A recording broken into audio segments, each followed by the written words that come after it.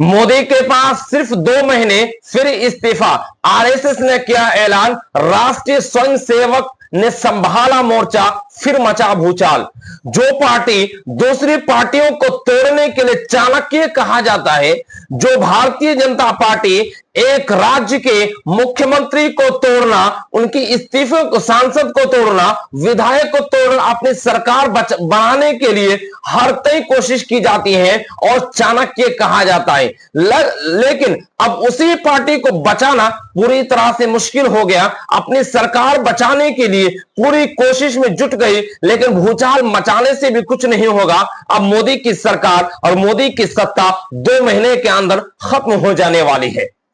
क्योंकि अब संभाला है आरएसएस ने मोर्चा, और आरएसएस ने एक ऐसी रणनीति बनाई है जिसके तहत भारतीय जनता पार्टी के अंदर ही अंदर दम घुटने लगी है। मोदी सरकार की भी दम घुटने लगी है, सांसें अटक गई है। अमित शाह की मानो तो उसकी जान के अंदर जान ही नहीं है, वो पूरी तरह से बौखलाए हुए हैं।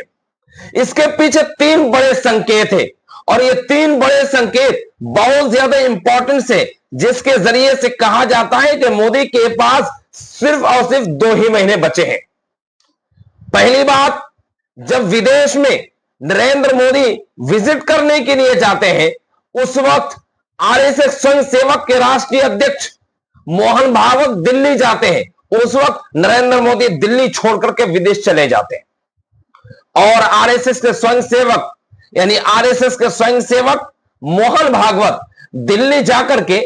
कई बड़े संगठन के साथ मुलाकात करते हैं, उनके सहयोगी दलों के साथ मिलते हैं, और राष्ट्रीय अध्यक्ष बीजेपी के उनके बारे में मंथन होता है। और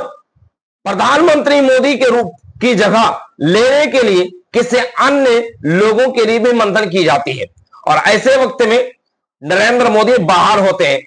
और माना यह जा रहा है कि जब विदेश में नरेंद्र मोदी का मोहन भागवत दिल्ली यानी आरएसएस से किनारा करते हुए नरेंद्र मोदी विदेश यात्रा में निकल जाते हैं,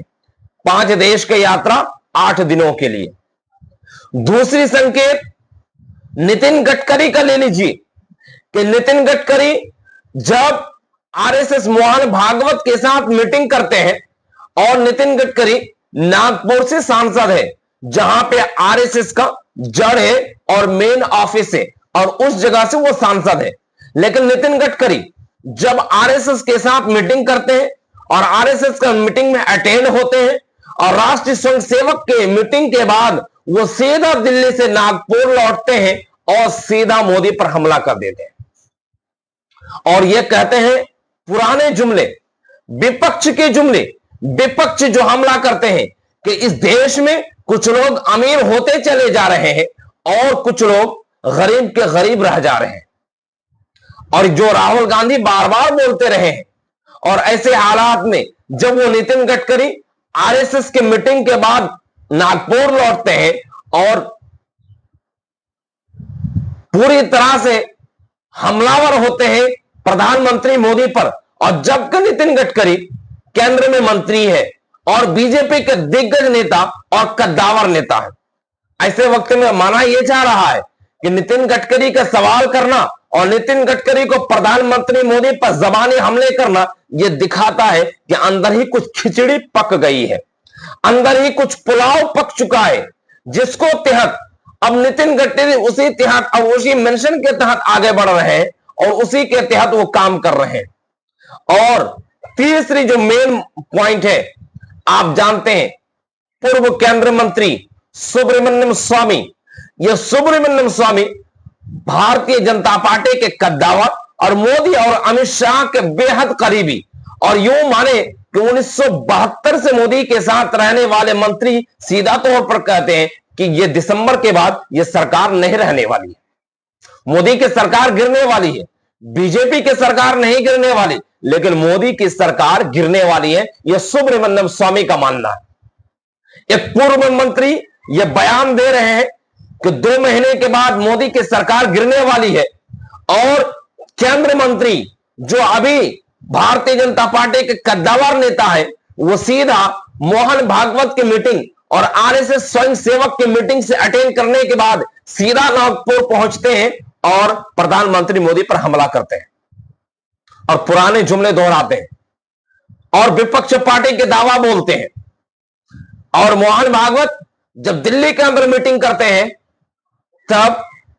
नरेंद्र मोदी विदेश दौरे पर होते हैं और उस मीटिंग में अटेंड नहीं होते। ये 3 बिंदुओं को लेकर के यह माना जा रहा है और यह कयास लगाया जा रहा है कि नरेंद्र मोदी के पास सिर्फ और सिर्फ 2 ही महीने हैं,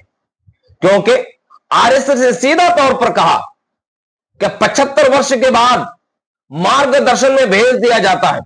और बीजेपी के कई नेताओं को मार्गदर्शन में भेज दिया गया। और ऐसे हालात में नरेंद्र मोदी की भी 75 वर्ष पूरे हो रहे हैं दिसंबर में, तो नरेंद्र मोदी को मार्गदर्शन में भेज दिया जाए,